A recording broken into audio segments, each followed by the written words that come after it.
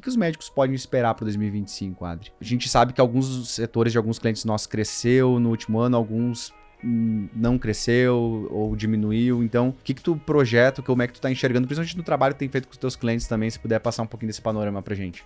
Eu falo que o financeiro ele não é do médico, ele não é do gestor, ele é da clínica. Perfeito. Pode trocar todo mundo, mas o financeiro tem que ficar. E o investimento em tecnologia, nessas ferramentas, ele é muito mais barato do que uma mão de obra ruim.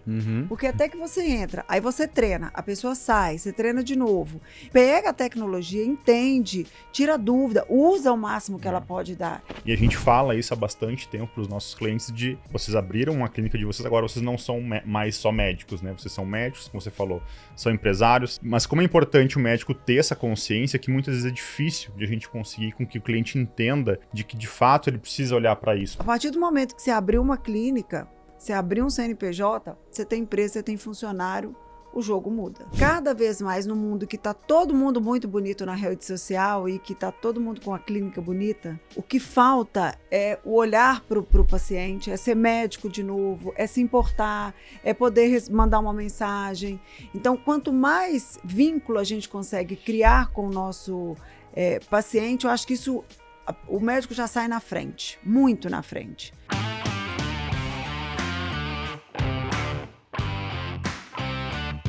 Olá, sejam todos bem-vindos a mais um episódio do Prontuário de Gestão, podcast aqui da Gestão DS. Esse é o primeiro episódio da nossa terceira temporada, então a todos os nossos ouvintes aí que estão conosco na terceira temporada, muito obrigado por estarem com a gente mais um ano aí. Para você que de repente caiu de paraquedas nesse primeiro episódio, através da nossa convidada, a Gestão DS é um software de gestão para clínicas e consultórios médicos. Eu sou o Felipe, eu sou um dos fundadores da empresa. E o foco da Gestão DS, a missão da Gestão DS é ajudar você médica, você médico, os profissionais da saúde, os administradores, secretárias, enfim, todo esse ecossistema da saúde a construir negócios melhores, business melhores, né? Só que diferente lá da Gestão DS, que a gente faz isso através da plataforma, com os nossos módulos de marketing, de prontuário, financeiro, aqui no nosso podcast a gente faz isso trocando boas ideias, conversando com especialistas. E hoje, a gente está muito feliz de receber essa convidada, só que antes de apresentar ela, eu quero dar as boas-vindas novamente aí para o nosso CEO. Tirou um tempinho nossa agenda apertada de São Paulo para vir gravar esse episódio com a gente. Marcelo Limana, muito obrigado por estar com a gente aí. Boa, convidado surpresa, né? Convidado surpresa. Não, era para estar só o Felipe e a Adri hoje. E acabou que aconteceram algumas reuniões aqui em São Paulo. Eu tava com saudade de fazer o podcast. Falei, Felipe, posso participar hoje? Sempre bem-vindo. Boa, obrigado. Que a Adri, a gente já fez alguns papos juntos, né, Adri? E não nos conhecíamos pessoalmente, então aproveitamos e nos conhecemos pessoalmente e fazemos mais um papo aqui para a audiência. E para apresentar a nossa convidada, nossa temática do nosso primeiro episódio de abertura aí da nossa terceira temporada, a gente vai falar um pouquinho sobre esse panorama econômico, financeiro para 2025, um ambiente aí de incertezas, de ameaças, mas também oportunidades. E a gente está muito feliz de receber a Adriana Martins, nossa parceira aqui da Gestão DS. Adri, obrigado por aceitar o convite aí. Para mim é um prazer estar aqui com esses dois. Vim lá de BH, né? Direto de Belo Horizonte. E podendo abrir aí a terceira temporada do podcast falando sobre finanças. Então, é um prazer enorme. Obrigada pela confiança e a oportunidade de levar para os nossos clientes, né, um pouquinho mais sobre o que a gente espera aí para esses próximos anos na área financeira. Boa. A gente já se conhece um tempinho, né? A Adri nos ajuda bastante lá com vários insights, principalmente no nosso módulo financeiro. A gente até estava conversando aqui nos bastidores algumas coisas que vão sair em breve aí, mas para quem não te conhece, Adri, conta um pouquinho da tua trajetória. A gente já sabe que, eu lembro de ter conversado contigo, de formação tu é fonoaudióloga, né? Abriu uma clínica, depois foi para a área de consultoria. Conta um pouquinho do teu background para o pessoal. Isso. Eu falo que o meu caminho foi um pouco inverso da maioria dos consultores financeiros. Eu não vim da teoria para a prática, eu vim da prática para teoria. Eu sou fonoaudióloga de formação, formei há mais de 25 anos, atuei como fonoaudióloga durante 15 anos, tive então a minha primeira clínica de fonoaudiologia em Belo Horizonte, fui professora da graduação e da pós-graduação, então eu fiz mestrado, depois entrei para o doutorado, fui docente, e em 2010 eu vendi a minha clínica, eu resolvi empreender porque eu sempre fui uma apaixonada pela culinária. Na época eu tive a minha segunda filha, parei um pouquinho, e aí foi a minha primeira venda e a minha primeira relação assim, com o dinheiro, de como uma organização financeira era importante, mas como todo profissional de saúde, conhecia de fazer ali livro caixa. Na época não existiam todas essas ferramentas, imagina, né? Há mais de 20 anos atrás. E aí depois eu fui empreender na área de alimentos e bebidas, abri uma rede de cafeterias em Belo Horizonte. Ao todo foram 8 unidades. Que legal. Foi Essa uma parte rede... eu não sabia da história. E comecei em 2013, 2014, na época da Copa, e foi quando eu tive que aprender mesmo financeiro, porque eu peguei a crise da recessão logo depois da Dilma, e ali eu fiquei cara a cara com os números. Eu falei, bom, agora eu preciso tomar uma decisão, ou eu aprendo, ou vai dar problema aqui nas minhas lojas. E foi um grande desafio para mim. Eu fui sentar, estudar, e ali eu virei o jogo. Então, todas as lojas que eu abri depois veio do resultado financeiro da primeira. E aí eu peguei gosto pelo negócio, né? Que aí fez uma vez, fez outra. Mas realmente a área de alimentação é puxado. Tem que trabalhar à noite, final de semana. Então, assim, eu com filho pequeno, aí eu resolvi vender as lojas. Em 2019 eu comecei a vender. Dei uma sorte, porque eu já tinha vendido a maioria das lojas antes da pandemia. E aí foi quando eu vendi a última e resolvi ir para o mercado financeiro. Então, eu queria ficar ali, eu e o computador, aplicando e investindo. Foi quando eu recebi o convite da Seven, na época, para ser parceira da Silvane. Fiquei lá um bom tempo, então foi uma parceria muito bacana. E no meio do ano passado, a gente, com planos diferentes, eu acabei seguindo carreira solo. E hoje continuo com a consultoria financeira e com novos projetos, agora que, como eu falei com vocês, que vão ser lançados agora em março desse ano. Não, a gente está bem feliz aí de ser teu parceiro nessa jornada ali. É Money Pause, né? A Money Pause. Isso aí. Veio desse conhecimento, assim, né? São quase 4 anos aí focado em médicos.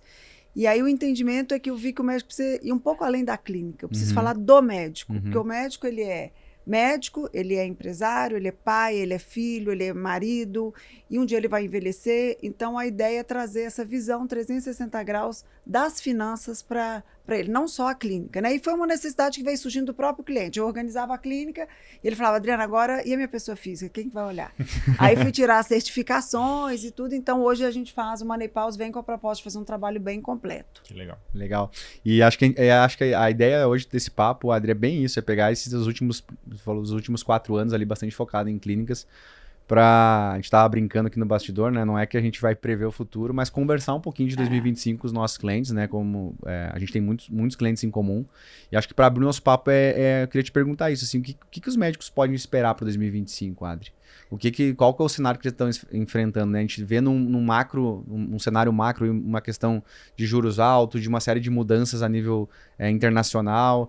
A gente sabe que alguns setores de alguns clientes nossos cresceu no último ano, alguns não cresceu ou diminuiu. Então, o que tu projeta, como é que tu tá enxergando, principalmente no trabalho que tem feito com os teus clientes também, se puder passar um pouquinho desse panorama pra gente. Eu falo assim, eu costumo dizer que o financeiro é o pulmão da clínica, sabe? É ele que vai falar pra gente se a gente vai correr uma maratona ou se eu consigo caminhar só até a esquina. Então, negligenciar aquilo que é o local onde a pessoa vai tirar o ganha-pão dele é, no mínimo, burrice, né? Então, qualquer empresário, qualquer pessoa precisa olhar para o financeiro. Em termos de cenário econômico, seja interno ou a gente falar de macroeconomia, a gente olhando para o cenário do mundo, a expectativa é que sejam anos desafiadores. 2025 e 2026, Brasil ainda mais, porque a gente tem um aumento dos juros, a questão política no Brasil ela pesa muito, e essa volatilidade, né, o aumento do dólar, agora a gente está aí em umas semanas que ele está dando um respiro, mas precisa de atenção porque tudo isso impacta diretamente a economia. Então, de forma muito simples, o que a gente precisa entender? Quando eu aumento os juros, né, o dinheiro fica mais caro, ou seja, as empresas querem crescer, precisam pegar dinheiro emprestado. Quando eu pego esse dinheiro emprestado a juros altos, fica mais caro. Se fica mais caro, todo mundo vai pensar 2 vezes antes de pegar, você acaba diminuindo o crescimento das empresas. Isso pode acabar gerando desemprego, porque empresas que pegaram dinheiro emprestado se alavancaram demais, a dívida ficou mais cara, e é isso que a gente viu lá atrás, né, na crise da Dilma, várias empresas quebraram porque aumentou muito os juros. Então, é um momento de fazer caixa.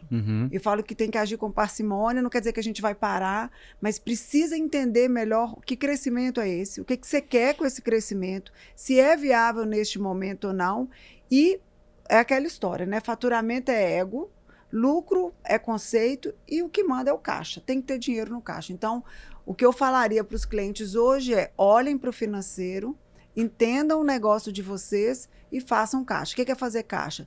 Tem que ter dinheiro na conta sobrando. Tem que ter uma reserva, porque se vier uma dor de barriga ali, uma instabilidade, a gente tem aonde recorrer. A gente até... conversando com alguns clientes nossos, né? A gente tem o costume de ficar bem próximo, todo ano conversar, trocar ideias. Às vezes sai alguém da equipe, a gente vai fazer um treinamento novo, né? A gente percebeu um pouco isso, assim. Acho que até queria ver contigo de alguns clientes, assim, que no geral, né? Não ninguém específico, mas como é que tu analisa também? Acho que a gente falou antes ali sobre a questão de olhar um pouco para o passado, né? Não que vai dizer o futuro, mas muitas coisas acabam se repetindo, né?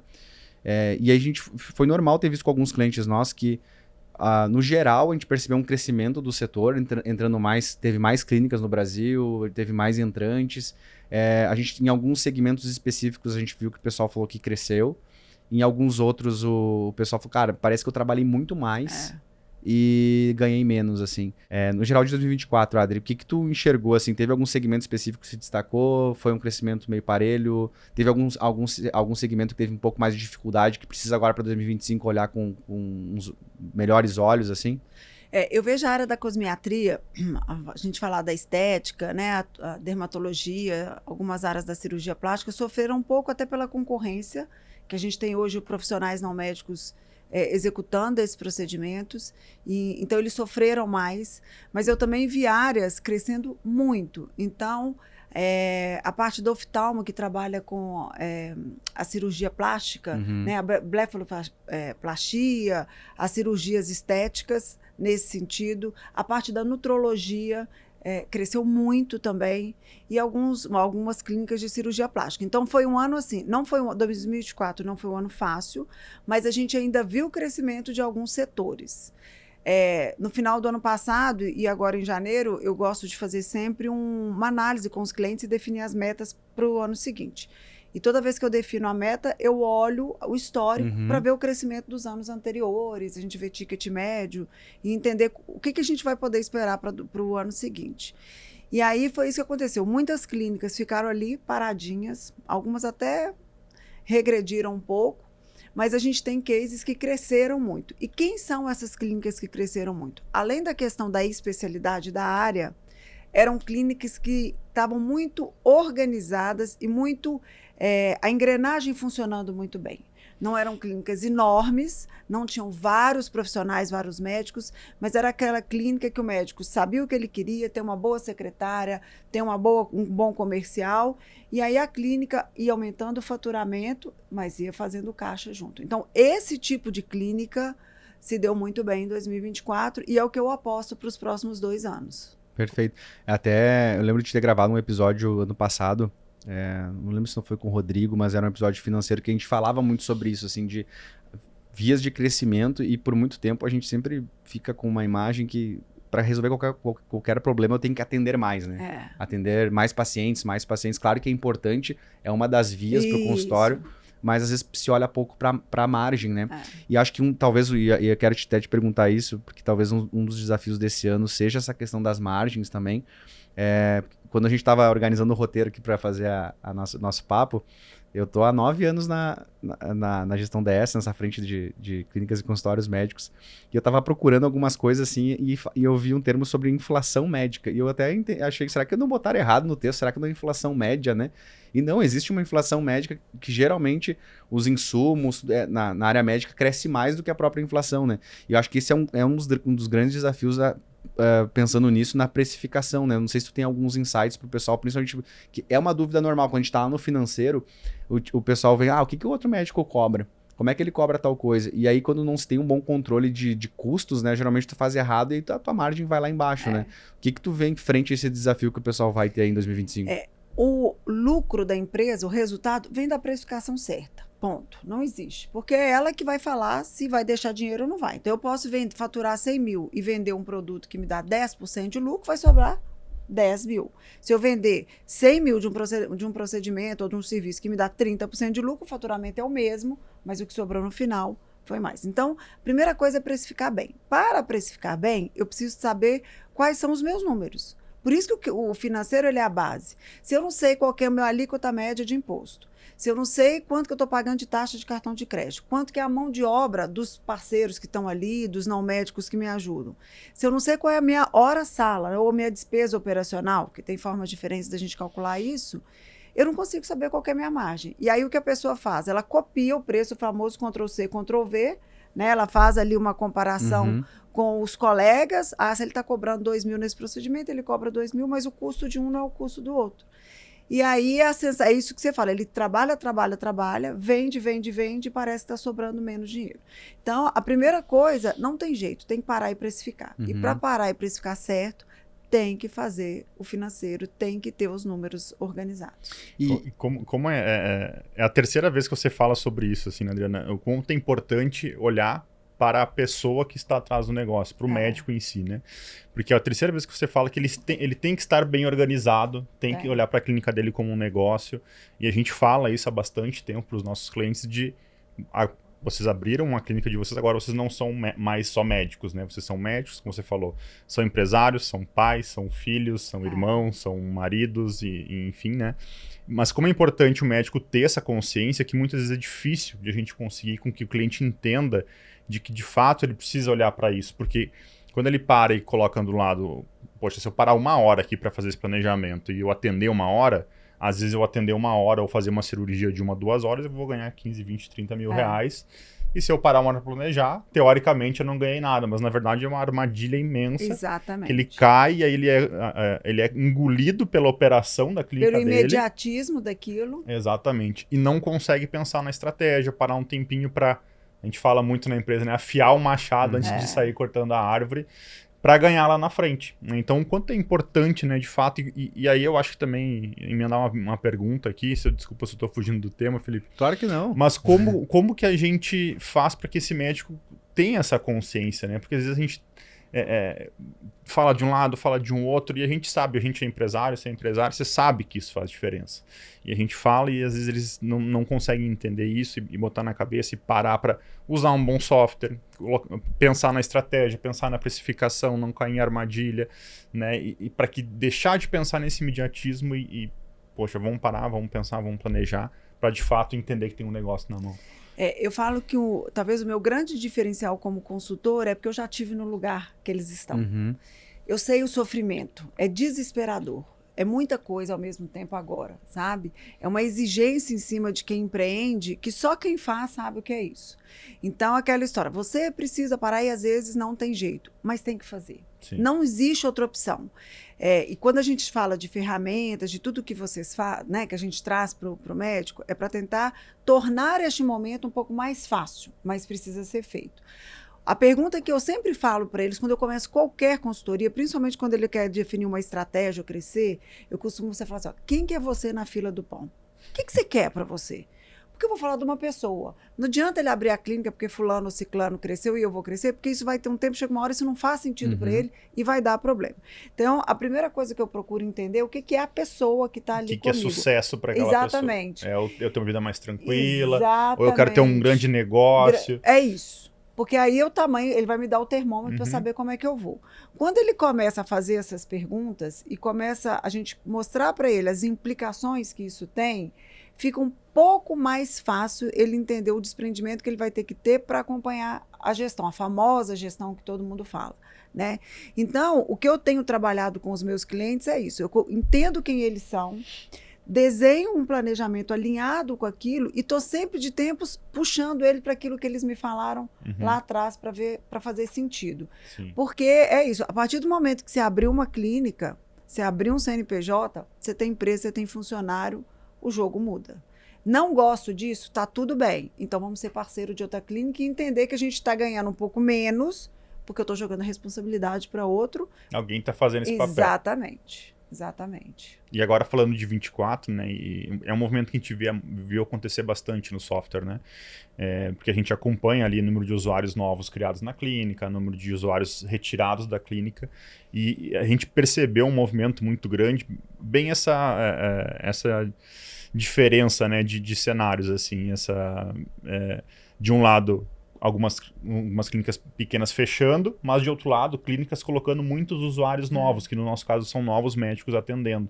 Então, aconteceu esse movimento a gente percebeu de concentração de médicos nas clínicas, deles talvez entenderem isso ou estarem passando por um momento difícil no negócio deles, e aí acabavam fechando seu negócio e iam para outras clínicas atender mais como profissional mesmo, atender como médico naquele negócio.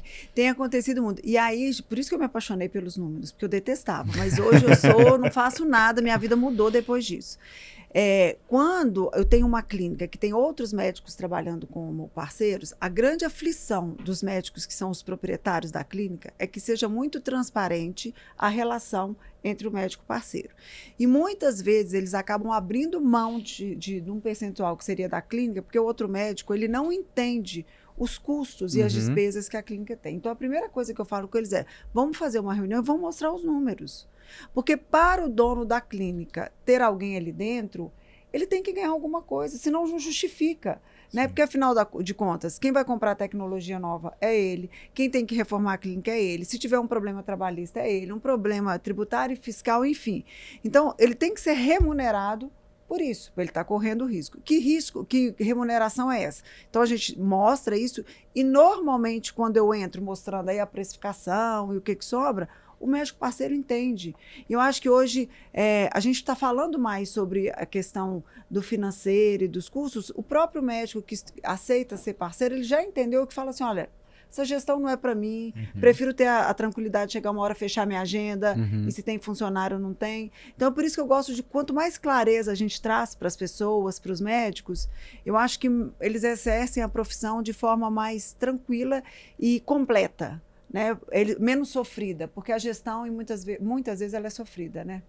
Exatamente. Não, e faz todo sentido quando vocês falaram dos objetivos ali antes mesmo, dessa questão de como se organizar, né? Como ter o planejamento financeiro, porque é bem isso, muitas vezes tu compara com um colega, mas o objetivo do cara é justamente expandir, crescer, então talvez ele tá torrando dinheiro na frente mesmo para conseguir ter esse crescimento, e daqui a pouco tu vai acompanhar o mesmo estilo de precificação dele, tu não vai conseguir, né? Então, acho que esse passo anterior que vocês comentaram para mim faz muito sentido, e a gente falando sobre financeiro me chama muito a atenção, assim, porque eu lembro que quando a gente iniciou a gestão DS, um dos principais pontos que a gente sempre teve como diferencial da plataforma foi sempre essa questão do relacionamento com o paciente, né? Quando a gente saiu só de um prontuário eletrônico, finanças simples ali, para começar a fazer os fluxos, fazer o acompanhamento, o pós do paciente, mas principalmente pós-pandemia ali, a gente viu que como o jogo virou e um dos principais pontos centrais da plataforma virou o financeiro. Tanto que a gente teve que evoluir uma vez, agora a gente está fazendo um novo financeiro também, porque, cara, é meio, como tu falou, é o pulmão de qualquer negócio, né? Se não tiver ali os números bem regrados, dificilmente tu vai conseguir. E aí, pegando um pouco essa carona que tu falou ali, Adri, no início ali, tu falou de algumas clínicas que cresceram bem, enfim. A gente falou um pouquinho do cenário já, né? Do que esperar, um pouco de como priorizar esses objetivos. Mas como se preparar? Talvez o nosso ouvinte hoje que tá nos escutando, que daqui a pouco não faz uma consultoria contigo, ou daqui a pouco tem até algum consultor, mas não está sentindo que isso está bem feito na clínica, né? Como que eu me organizo? Como é que eu me planejo, então, para um cenário desse? Para onde que eu deveria estar olhando primeiro? Alguns passos para fazer essa revisão dentro da clínica? Então, assim, primeiro, propósito e estratégia, né? Aquela história. Quem não sabe para onde vai, qualquer caminho serve. Então, onde eu estou, para onde eu vou, levar do ponto A para o ponto B, é o primeiro ponto. A partir daí, olhar para a empresa e analisar os custos e as despesas, antes de pensar em aumentar faturamento. Porque se aumentar faturamento e a despesa aumentar junto, você está enxugando o gelo. Então, vamos analisar os custos. Os indicadores financeiros estão adequados para a minha área de atuação, para o tamanho da minha clínica, sim ou não? Ok, conseguimos entender isso. Agora vamos definir quais as metas de crescimento eu tenho. Vamos crescer 20%, 30%? Como que eu vou definir esse crescimento? E aí o marketing precisa entrar junto. Meu marketing está fraco, eu preciso fazer mais tráfego? Ou não, vou trabalhar indicação, eu preciso melhorar a recorrência, né? O retorno daquele cliente que já está comigo. E aí a gente vai entender quanto que eu quero crescer e como que eu vou fazer esse movimento. Só que quando eu falo como que eu vou fazer esse movimento, eu defino, inclusive, um budget, por exemplo, para o marketing.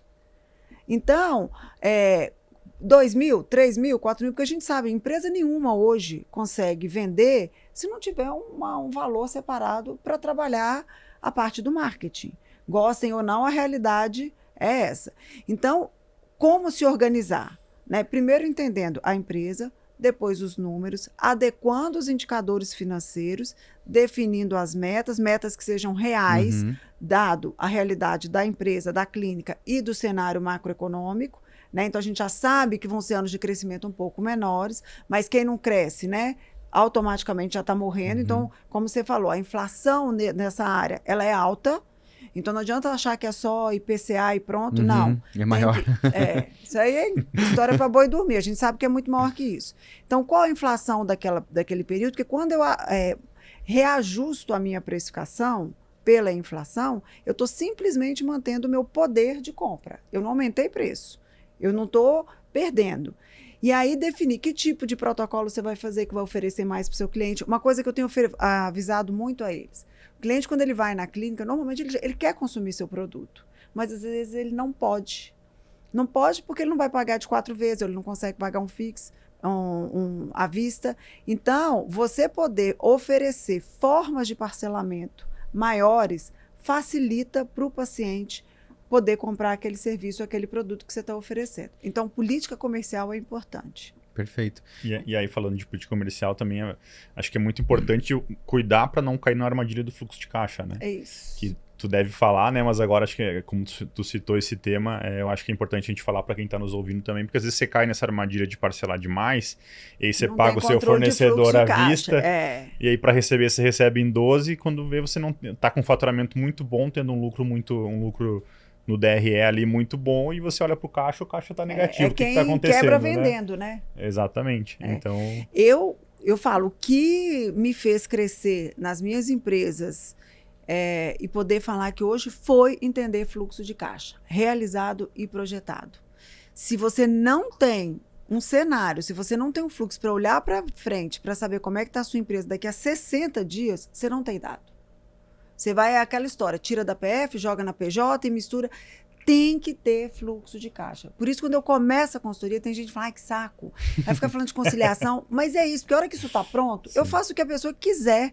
Faço a precificação que for, coloco meta. Por quê? Porque eu tenho o horizonte. Né? Então, se ele não tem caixa para uma semana, a primeira coisa que eu tenho que resolver com ele é isso. Agora, tem gente que está tranquila. Então, vamos fazer a reserva de emergência, vamos distribuir lucro. Então, trabalhar fluxo de caixa é o coração da empresa para mim.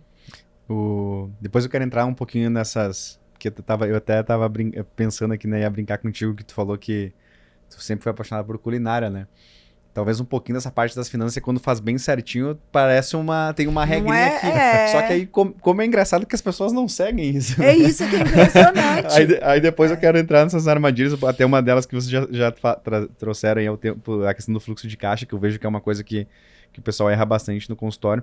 Mas eu queria só dar um passo atrás ali, porque eu vejo que uma das coisas que nossos clientes têm mais dificuldade é definir boas metas. Tu falou um pouquinho das metas de crescimento, no início do episódio tu fala um pouquinho de pegar o ano anterior, mas se tu puder abrir um pouco mais assim, junto com os teus clientes, o que geralmente tu analisa para criar uma boa meta? Tem a questão de quanto vai crescer também, mas eu vejo que tem uma dificuldade muito grande, assim, às vezes o pessoal bota aleatoriamente assim, vou fazer, sei lá, 20% esse ano, mas tipo, bem aleatório mesmo, assim. Quais são geralmente os indicadores que tu analisa para ajudar eles a construir isso? Então, eu sou muito... não é prática, mas eu sou muito do fazer o beabá bem feito. E eu acho que isso é o que funciona, né? O arroz com feijão bem feito. Então, vamos lá. Vou dar um exemplo agora. Vindo para cá, uma médica me ligou porque ela quer expandir a clínica. Então, ela vai triplicar o tamanho da clínica. Só que ela, hoje, ela não consegue ficar muito tempo na clínica porque ela está fazendo um doutorado. Então, 24, ela diminuiu em relação a 23. E aí ela quer expandir para 2025, mas ela continua num doutorado. Então, a primeira coisa que eu tenho que entender quando eu vou botar uma meta de crescimento, se ela cresce ou não cresce, qual o tempo disponível que ela tem para trabalhar ali dentro. É a primeira coisa. O médico vai trazer outro médico parceiro ou vai colocar outros núcleos ali dentro? Sim ou não? Vai trazer uma nova tecnologia? qual a meta de venda dessa tecnologia. Então, eu preciso analisar o trabalho dele, o tempo que ele tem na clínica, a capacidade de aumentar de ticket. Quando eu faço essa brincadeira, tem uma planilhinha que eu gosto muito, que eu faço assim, ó, eu pego o ticket médio do ano passado e pego quantos pacientes ele atendeu, tá? Então, ele faturou, deu lá 100 mil reais. Ok, aí eu falo com ele, olha, se você aumentar em 15% o número de pacientes, seu faturamento, e mantiver o mesmo ticket, ele vai aumentar 15%. Mas eu posso manter o número de pacientes e aumentar só o ticket. Eu vou aumentar 15%. Mas quando eu junto os dois, eu aumento muito mais do que 15%. Então, aí eu vou destrinchando com ele qual é a possibilidade que a gente tem de aumentar esse número de pacientes. Ele já fez o para casa do marketing? Ele está fazendo recall? Ele não está fazendo recall? E do ticket médio? Como que eu consigo melhorar esse ticket médio dele? Então, ele tem um protocolo bem feito. A partir disso, eu vou chegar nesse número mágico, que vai ser 20%, 30%, porque tem gente que não fez nada ainda. Então, eu posso crescer muito mais. Mas tem gente que já está, e aí quanto mais a gente cresce, mais difícil começa a ficar a gente querer um crescimento maior. Então, esses números eu tiro do histórico dele. Para quem não tem histórico, né, que está começando agora, aí eu uso a expertise, o tempo do como eu já sei, do planejamento futuro que a gente já está fazendo para crescimento e analiso a situação atual de mercado e até a parte de endividamento dele, tudo isso, para a gente chegar num percentual aí de crescimento. Mas se eu tivesse que falar hoje, Adriana, um número para crescer, muito baixo, assim, para a gente, 15%. Porque eu preciso crescer 10%, eu estou corrigindo hoje a inflação. E aí uma beiradinha ali de 5%. Então, 15% é o mínimo do mínimo. Para começar o planejamento, né? E aí, voltando naquilo que eu te perguntei antes ali, que na teoria, quando a gente tem os números ali certinhos, a gente tem uma receita final, né? Então, eu tenho esses ingredientes aqui e tiro o bolo lá no final. Só que a gente percebe que muitas vezes não se chega nessa meta, enfim. E aí, acho que eu queria te perguntar, não sei se isso muda para o tamanho de clínicas pequenas, médias ou grandes, mas por que geralmente a gente conversou ali, até o Vitor falando os objetivos, depois analisar toda a parte dos custos, das despesas da clínica, colocar a meta, enfim, a gente depois decupou na questão dos canais, né, o marketing, enfim, mas a gente muitas vezes não chega nesse resultado, e é normal a gente ver isso com os nossos clientes, né? O que são as armadilhas aqui? Onde é que geralmente o médico, a médica falha? Em qual dessas etapas aqui é no controle, é não colocar boas metas? O que tu tem visto? Primeiro, ele deixa na mão de alguém e não acompanha. É o grande problema hoje. Ele delarga, ele deixa, contratou e vai. Isso não existe, é o que você estava falando, né? Tem que parar, tem que acompanhar. Esse é o primeiro. Segundo, a gente tem um problema sério de mão de obra hoje. No Brasil inteiro, acho que no mundo inteiro, mas no Brasil, em determinadas cidades, capitais, está pior ainda. Então, é um turnover de funcionário o tempo todo que compromete também o resultado. E segundo, é a pessoa que, quando ela não acompanha o que ela está fazendo, eu brinco que a gente recalcula o GPS o tempo todo. Se eu estou acompanhando aquilo que eu me propus dentro da minha clínica, quando eu vejo que a coisa está saindo fora daquilo que eu queria, dá tempo da gente reorganizar e mudar.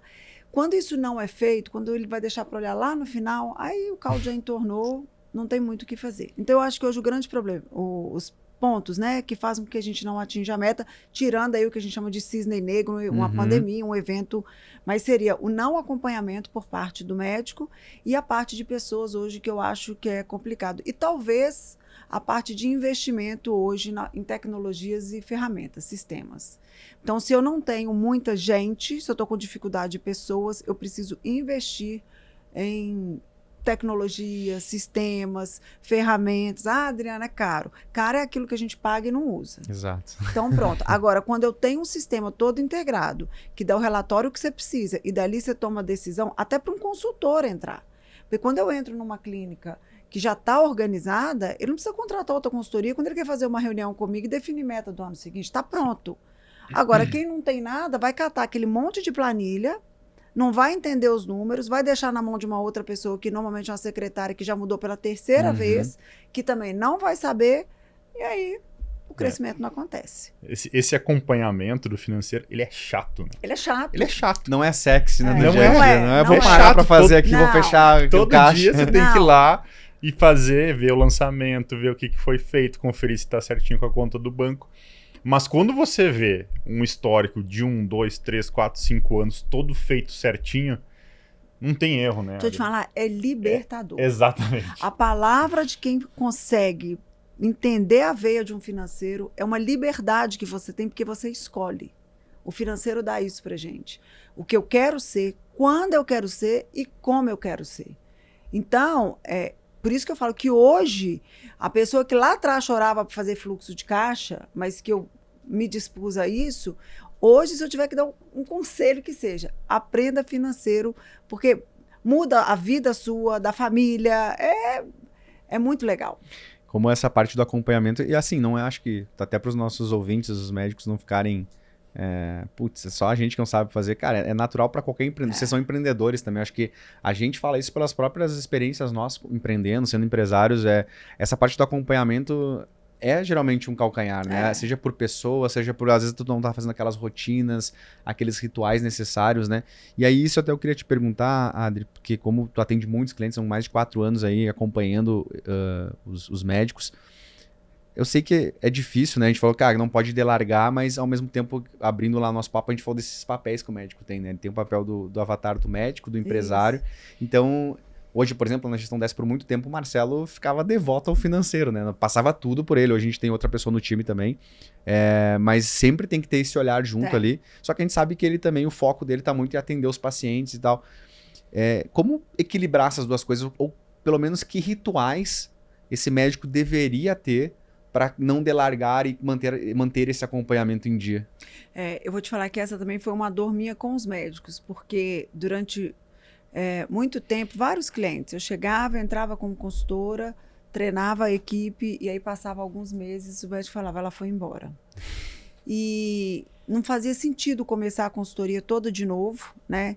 Então, até quando eu falo da plataforma que vem agora para ajudar o médico nesse trabalho no pós, porque eu acho que é importante, para que ele possa minimizar isso, porque esse turnover acontece, a gente tem a opção ou de contratar uma empresa terceirizada que vai fazer o financeiro, né, que são o famoso BPO financeiro.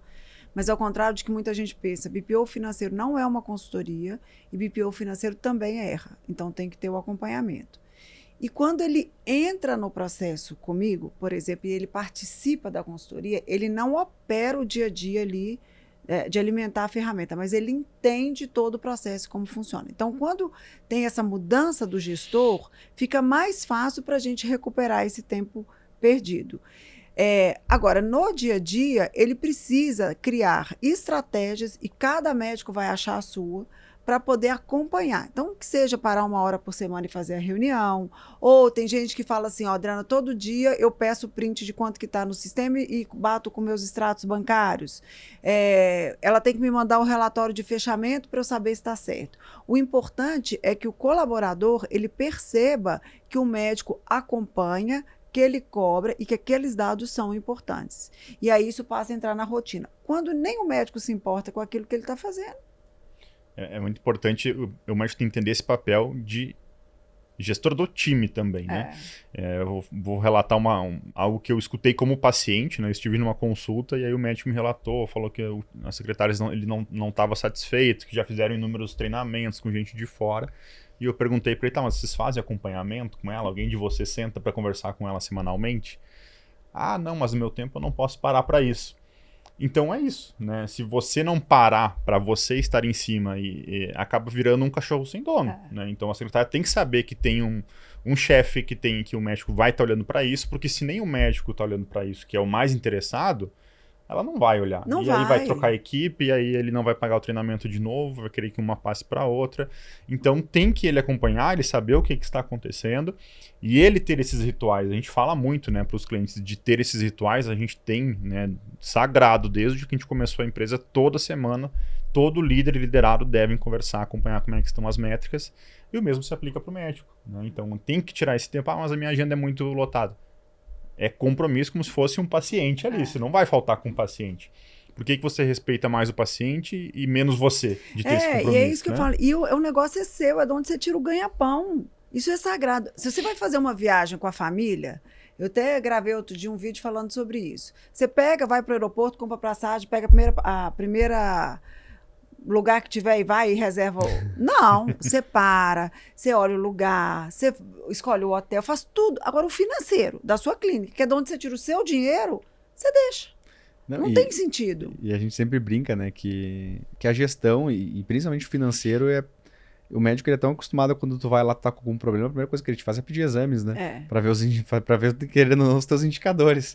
Só que quando se trata do seu negócio, muitas vezes ele não faz esse próprio exame. Talvez a gente brinca na saúde, não faço porque daqui a pouco vou descobrir algum problema. Talvez isso. O médico tenha medo de descobrir como é que tá e vou deixando isso acontecer, né?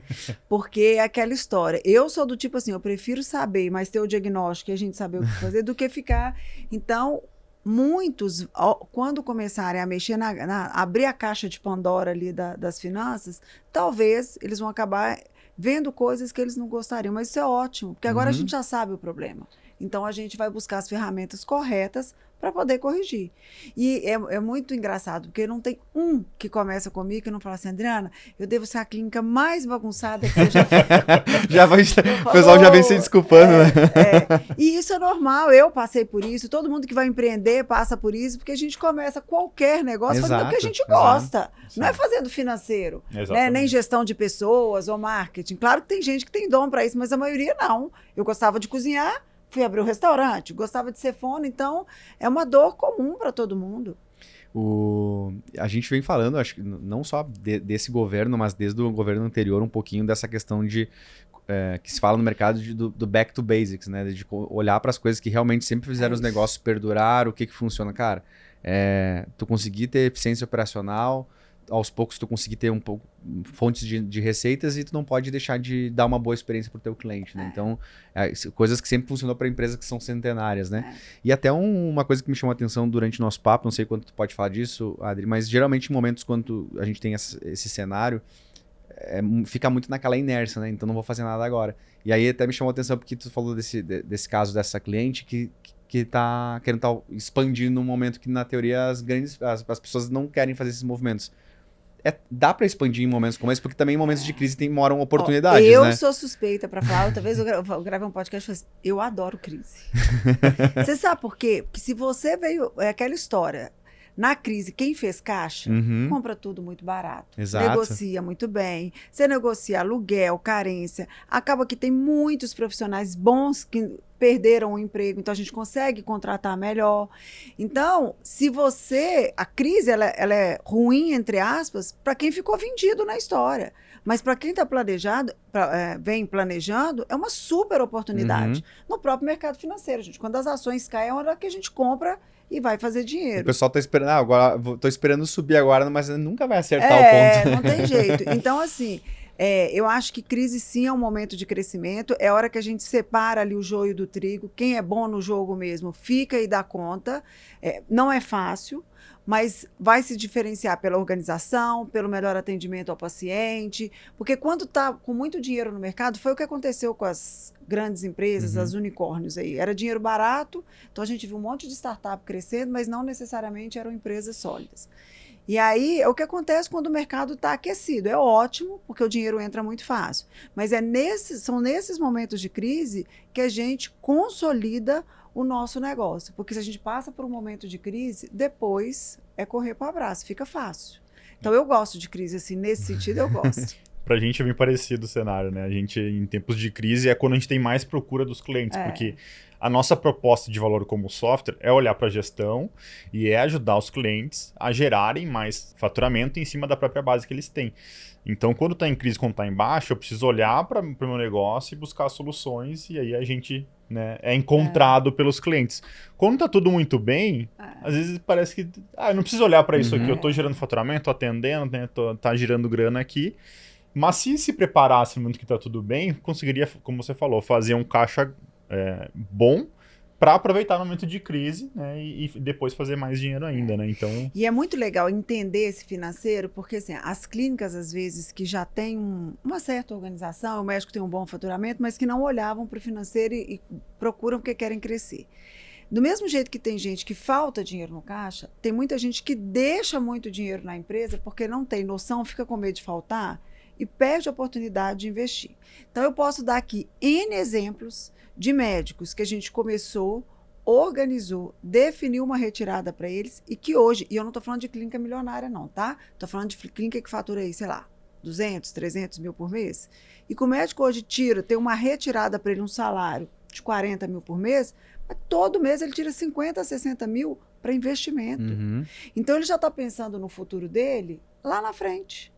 Então esse médico daqui 10 anos, 15 anos, ele já tem uma renda passiva que vai pagar para ele o que ele retira hoje, ele vai continuar trabalhando, mas sem o peso que vem com a idade, que eu falo que vai chegando ali 65, 70 anos, hoje a gente está aumentando, né, o nosso tempo de vida, então a vida útil também que a gente trabalha aumenta, mas existe uma queda natural do processo, e aí você poder ter essa renda para te dar tranquilidade de trabalhar por prazer, é muito legal, né? Muito bom. Perfeito. Até fazer uma brincadeira, né? A gente, nem quando os consultores falam, né? Isso aqui não é uma recomendação financeira. Mas eu queria te perguntar, Adri, assim, tu que já passou por outros momentos desses, tanto no teu negócio quanto nessa questão da pandemia também, tu estava já à frente das consultorias, né? Das clínicas, dos consultórios. Porque a gente sempre tem esse perfil mais arrojado de cliente que vê essas oportunidades na crise, né? O que são essas possíveis oportunidades? Tu já falou um pouquinho ali, mas de repente tentar renegociar alguns contratos, comprar alguma coisa mais barata? O que geralmente tu já viu acontecendo que daqui a pouco podem ser oportunidades para os nossos clientes ficarem atentos, assim? A parte imobiliária, então, tanto para comprar imóvel para alugar, a gente consegue valores melhores e consegue negociar a parte de carência, que é importante para quem está expandindo. Em termos de compra de tecnologias, muita gente acaba tendo que vender tecnologia nova e a gente consegue comprar isso com valor melhor. E a parte de contratação, que eu acho que é ouro, porque num país que a gente está com muita dificuldade de ter pessoas boas trabalhando, você tem a oportunidade de contratar gente muito boa e criar um plano de carreira ali dentro para ela seguir com você depois desse período de crise. E aí, dentro vocês falaram algumas vezes ali, Adri, e até acho que eu gosto sempre de tentar pensar o que o nosso cliente estaria aqui te perguntando, né? E vocês falaram algumas questões, principalmente o Marcelo, que tem bastante esse viés financeiro dentro da empresa também, você com o teu trabalho. Eu confesso que eu sou o cara que gasta do outro lado. Estou sempre buscando uma alternativa de crescimento, aí o Marcelo de vez em quando fala lá, ó... Investe, não é que gasta. Às vezes dá errado, né? Mas foi teste, foi aprendizado. Foi aprendizado, isso aí. E aí vocês comentaram algumas coisas de ter esse caixa, né? E eu sei que o nosso cliente ele gosta muito dos números mágicos, né? Mas o que seria um bom caixa para daqui a pouco estar passando? Porque tu falou assim, aqueles que estavam bem planejados, com um caixa legal, um fluxo de caixa bacana, consegue aproveitar. O quanto é esse tempo de um bom fluxo de caixa? Reserva, né? Essa reserva dentro da clínica, não sei se é de emergência, mas... São as duas coisas. O que eu gosto de falar para as clínicas? Claro que tem perfis de clínica que são diferentes, mas vamos lá passar regra geral, tá? Eu gosto quando a clínica tem pelo menos 60 dias de caixa para frente, tá? Pensando num fluxo de caixa bem feitinho. Todas as despesas estão ali, receita, então a gente vai olhar para frente. Por quê? Vou dar um exemplo. Chega final de ano, dezembro, a gente trabalha até dia 20, mais ou menos, entra em recesso, depois vem férias. Então, existe, na maioria das clínicas, uma queda de movimento nesse período. Qual que foi hoje a grande vitória que os médicos adoraram, a maioria dos clientes? Quem estava comigo conseguiu tirar férias e não ficar preocupado se ia faltar dinheiro na clínica, porque ele tinha caixa para esse período. Então, normalmente, eu peço 60 dias, as clínicas que já são bem organizadas, a gente pode ficar com caixa menor, tá? Isso para falar de capital de giro. Quando a gente está falando da parte de reserva de emergência, aí a gente vai ver qual é a despesa operacional dele, então ele tem isso tudo no relatório, e eu sugiro fazer uma reserva de 3 a 6 vezes o valor das despesas operacionais. Então, se ele tem uma despesa ali de R$20 mil por mês, ele vai colocar de 60 a 120 mil, bota numa aplicação de renda fixa com liquidez diária, porque é para uma emergência, e deixa esse dinheiro ali. Esse dinheiro não é para especular, não é para ganhar muito dinheiro, não. Ele é uma reserva de emergência. E aí, depois, entendendo, né, o que o médico quer com a clínica, se vai comprar uma tecnologia nova, a gente faz um investimento, se está atrelado ao dólar, esse investimento vai ser ali ligado ao dólar, ou quer expandir a clínica daqui a um ano. Eu gosto de trabalhar a parte de expansão de clínica, às vezes no modelo misto, assim. Pega um pouco de capital para não descapitalizar demais o o médico, seja na pessoa física ou a própria clínica, mas eu sempre coloco já na minha previsão de crescimento que parte do investimento para ser pago com o fluxo da própria clínica. Então, quem tem fluxo de caixa organizado, a gente tem conseguido fazer isso de maneira muito assertiva, e aí no final ele acabou, ele sabe quanto ele vai pagar, pagou as dívidas pelo fluxo, então isso tem funcionado bem. Bacana. Até quando tava comentando, né, principalmente esses movimentos de expansão, assim, existe um número, por exemplo, sei lá, vou dar um número aleatório, não sei se, mas 100 mil reais, assim. E às vezes eu vejo que um dos erros eu vou lá e aposto tudo e compro uma máquina, não sei se vai dar certo e gasto todo esse valor, né? E às vezes a gente vê, por exemplo, na nossa área do mundo de negócio, na área digital, muitos modelos de várias empresas que cresceram que elas basicamente fazem um 70-20-10, assim, né? Que 70% do meu esforço está no core da minha empresa, eu não posso, então tem muito a ver com essa reserva, enfim, que eu tenho que manter. 20% é para eu testar alternativas que realmente, cara, faz sentido para o meu mercado. E 10% às vezes eu tenho ali para tipo, é uma tendência, Geralmente quando a gente tenta pensar em expansão de clínica, dá para seguir uma lógica parecida, eu tenho que ser um pouco mais conservador, ou eu posso, de repente, destinar um pouco mais do meu capital. Como é que tu enxerga isso? Tudo depende do que ele já tem organizado de reserva. A clínica que está bem, né, depois que a gente observou o resultado que ela teve ali no final, tem gente que vai pegar do resultado ali 50%, 60%, 70% e vai investir no novo negócio. Consegue fazer. Né? O que não dá, que é o que acontece normalmente? Ele quer crescer, ele quer distribuir lucro para ele e ele ainda quer colocar dinheiro na empresa. Não tem jeito. A conta não vai fechar. Porque tem um limite. Manter um padrão de vida acima do que a clínica pode bancar para ele, comprar tecnologia nova o tempo todo, porque o tempo todo sai tecnologia nova, ainda quer expandir e ir para todos os congressos e não gerar renda. Falei, gente, não fecha a conta, né? Então, as clínicas organizadas, bem planejadas, eu não tenho medo disso que você falou, não. Eu deixo ir. Mas quem ainda não tem isso a clareza, a gente reserva pelo menos meia. Deixa 50% desse resultado aqui no caixa da empresa e eu libero os outros 50%. Você vê muito, né? É algo que a gente via bastante com os clientes, assim, Adriana, quando a gente estava mais na operação ali da empresa. Mas acontece muito ainda de cliente misturar pessoa física, pessoa jurídica, daí tem conta da pessoa física sendo paga pela conta da empresa, e aí tem que fazer alguma compra na pessoa física, vai lá e pega o dinheiro da empresa, e essa bagunça, assim, que eu acho que é a maior armadilha de todas, né, da parte da gestão financeira da clínica, mas eu nunca mais, como a gente não tem mais contato com o cliente, eu não sei se acontece, é muito comum ainda. Muito. Tem gente chegar para a primeira reunião e falar, qual o faturamento da sua clínica? Não sei. Não sabe. Para 50, 100, falou, Adriana, não sei, ideia. Não tem ideia. Acontece muito, e isso hoje, no Brasil, é um risco seríssimo que o médico está correndo por causa da questão tributária, da fiscalização, principalmente quem ainda se arrisca a receber de paciente em Pix na pessoa física, achando que não precisa emitir recibo. Então, isso é um perigo. A gente viu aí recentemente essa história do Pix que movimentou todo mundo. A parte do recibo hoje que tem que ser online, direto na Receita. Então, esse ano começou essa parte da informação lá para o fisco.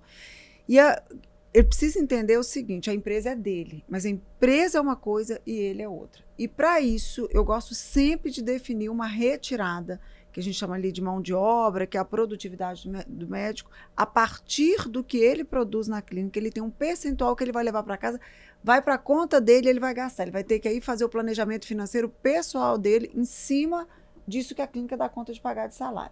Adriana, mas eu estou recebendo isso, eu queria 2x disso, então nós vamos ter que aumentar seu faturamento. Aí eu te pago 2x. Quando a gente chegar aqui, a gente consegue... Você vai poder tirar. Porque aí ele fala, não tem problema, não. Esse dinheirinho que sobrou aqui eu tiro e complemento. Mas aí falta capital de giro e não tem dinheiro para pagar tecnologia. Aí ele pega dinheiro emprestado.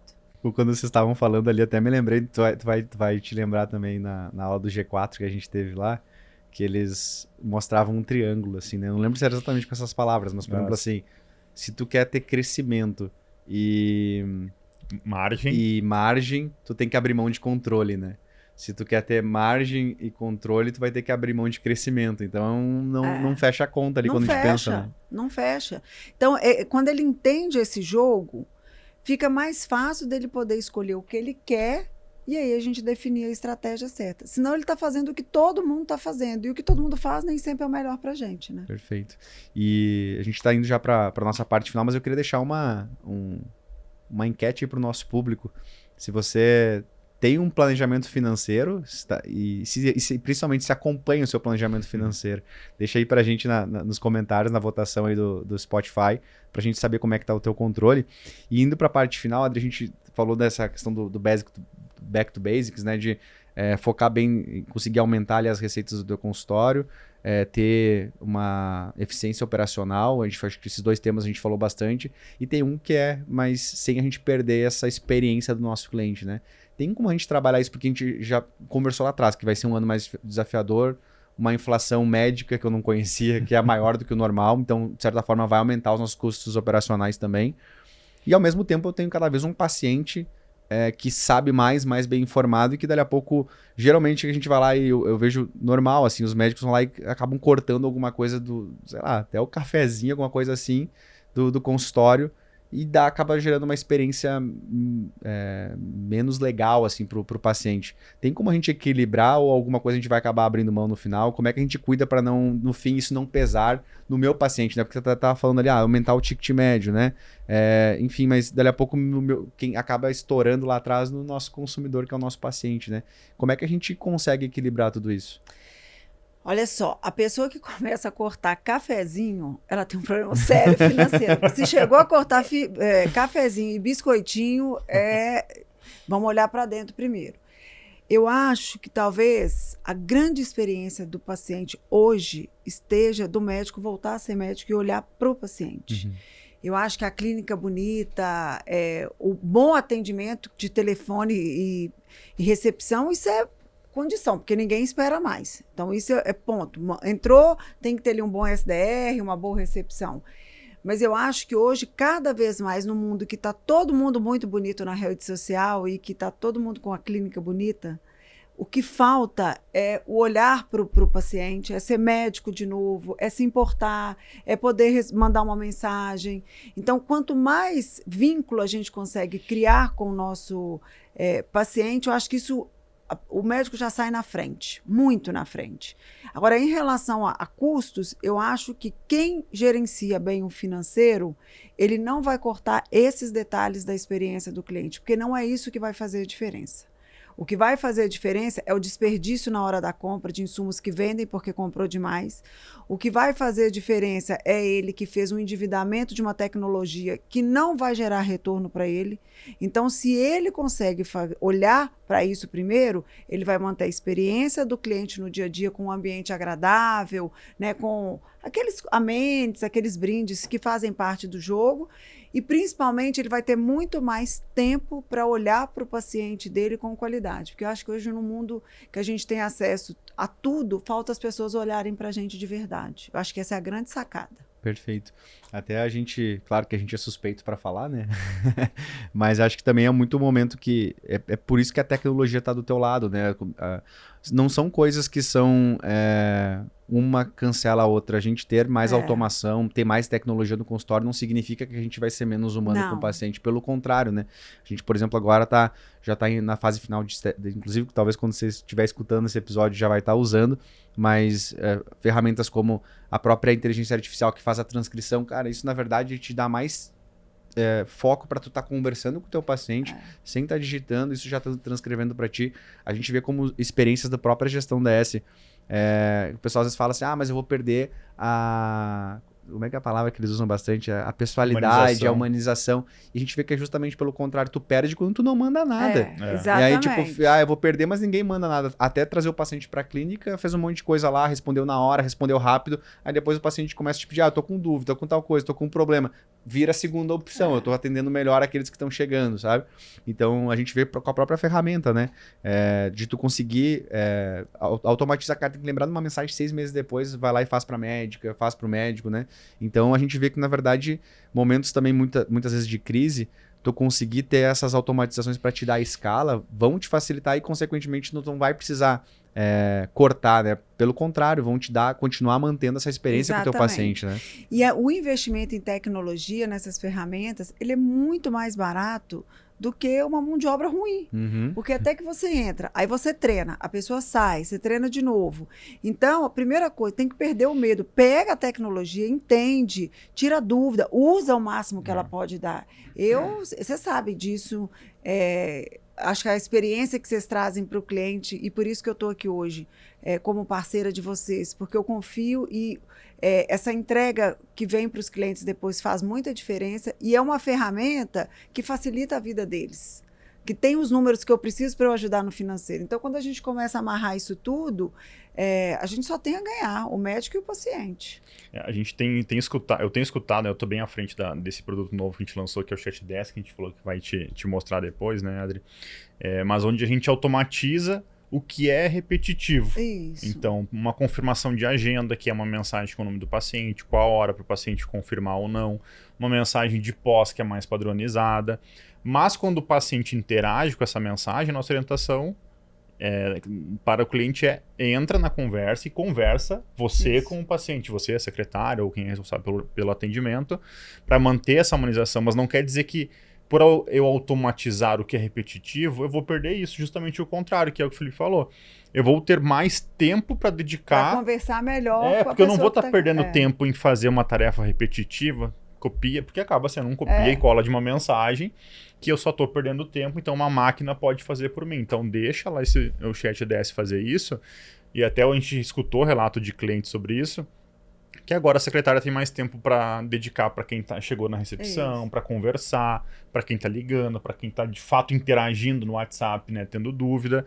Então, quanto a automatizar isso, né, a gente é um pouco contra ainda, né, porque a gente acha que a tecnologia de responder já dúvidas por inteligência artificial, a gente já entende que não está muito pronta ainda para esse sentido, mas automatizar o que é repetitivo, automatiza e você vai ganhar tempo para dedicar atenção, de fato, para essas pessoas, para esses pacientes. Né? E a gente já está indo para finalizar o nosso podcast de hoje, até porque a Adri está com uma agenda corrida em São Paulo, né, Adri? Cheio de coisa.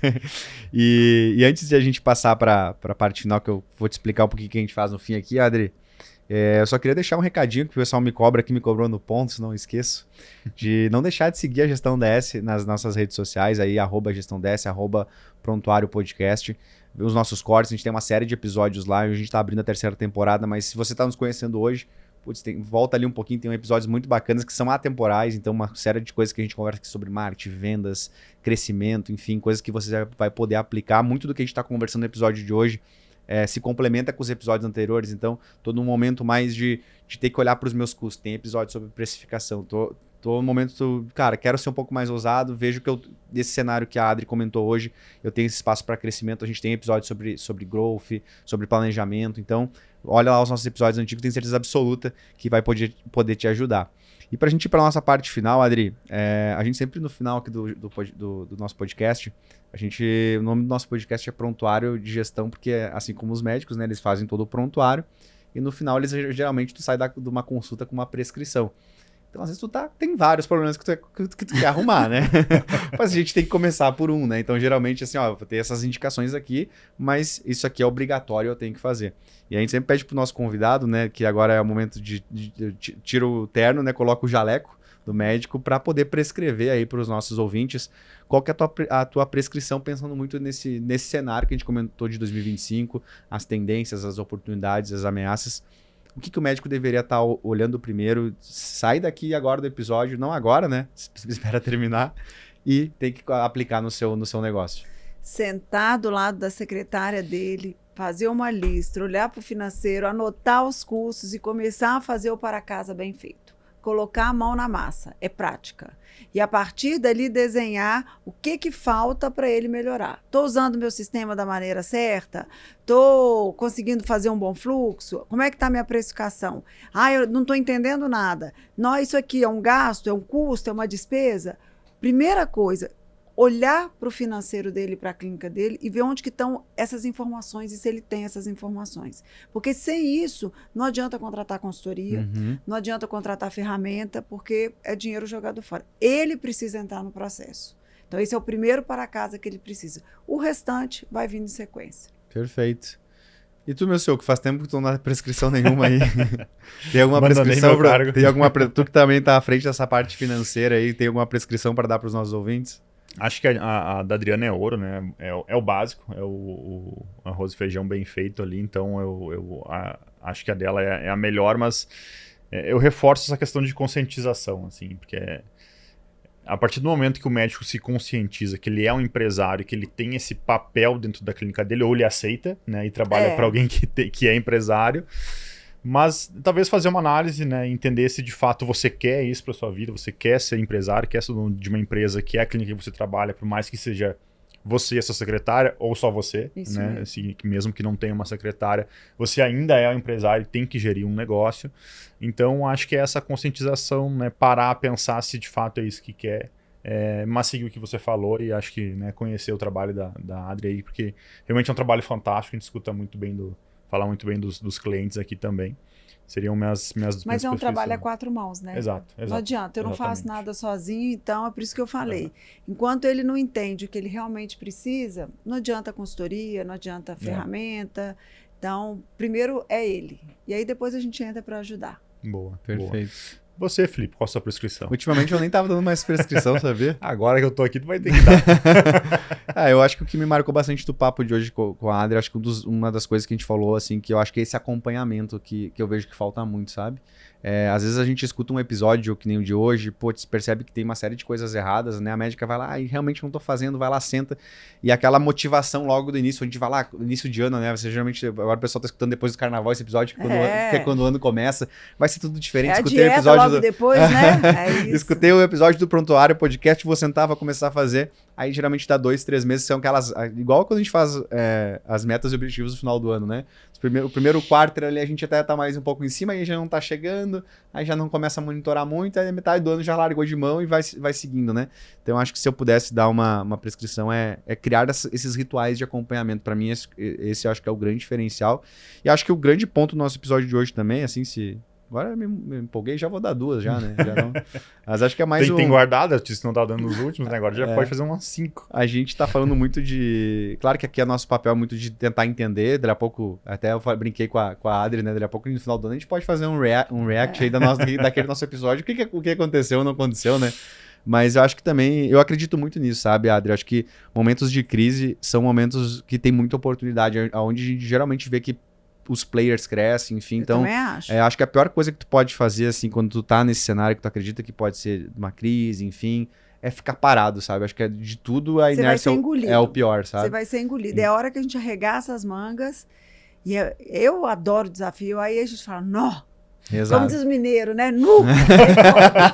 Bem mineiro, a gente fala assim. Então, acho que é olhar para isso como também as oportunidades que aparecem. A Adri comentou bastante de várias oportunidades aí, então teria olhos para isso, assim, porque às vezes a gente fica só esperando, talvez quando melhorar, enfim, cara, quando já passou e tu perdeu aí uma oportunidade bacana, né? Adri, como é que o pessoal faz para te encontrar? Deixa aí teus para quem de repente aí na Gestão DS ainda não te conhece, como é que faz para te achar? Alguma rede social, enfim, por onde tu interage mais aí com o teu público? Pode me achar no Instagram, o meu pessoal adriana.martinsg e o Money Pause. E com uma novidade agora em março, né? Pode passar a novidade aí. Pois é, então em março tem o lançamento, agora em fevereiro a gente faz só para os clientes, e em março a gente faz o lançamento aberto, que depois de todo esse tempo aí pensando e quebrando a cabeça, vai ser uma plataforma inédita de solução financeira para a clínica médica. Não é um sistema, não é uma ferramenta, é uma comunidade onde ali a gente vai ter monitoria, vai ter aula, o trabalho é todo feito comigo para poder vir esse depois da consultoria, o acompanhamento. Porque ele, para mim, é a cereja do bolo. É ele que vai garantir que o meu cliente, que começou lá atrás, possa, daqui a 1 ano, 2 anos, 3 anos, ter aquele trabalho que a gente desenvolveu acontecendo de forma sistemática. Porque eu falo que o financeiro ele não é do médico, ele não é do gestor, ele é da clínica. Perfeito. Pode trocar todo mundo, mas o financeiro tem que ficar. Quando eu consigo isso, eu falo, missão cumprida. Boa. Aí conta com a gente lá, o que precisar. Eu tenho certeza. Vai ter conteúdos lá bem especiais lá da Gestão DS, lá que a gente tem muito cliente em comum, né, Adri? Então, vai ser um prazer estar te ajudando nesse projeto também, então a gente fica muito feliz aí. Muito obrigada. Pessoal, acho que quer deixar o teu arroba também? Como é que te encontra, meu senhor? Teu Arroba LinkedIn, Gestão DS. teu LinkedIn alguma... Então é isso. Gente, muito obrigado pela audiência, por esse nosso primeiro episódio da terceira temporada. E quem gostou, compartilha com os colegas, curte. Não deixem de seguir a Gestão DS nas redes sociais. Se inscrever aqui também no nosso podcast é muito importante para o nosso projeto. E nos vemos aí no nosso próximo episódio. Até mais!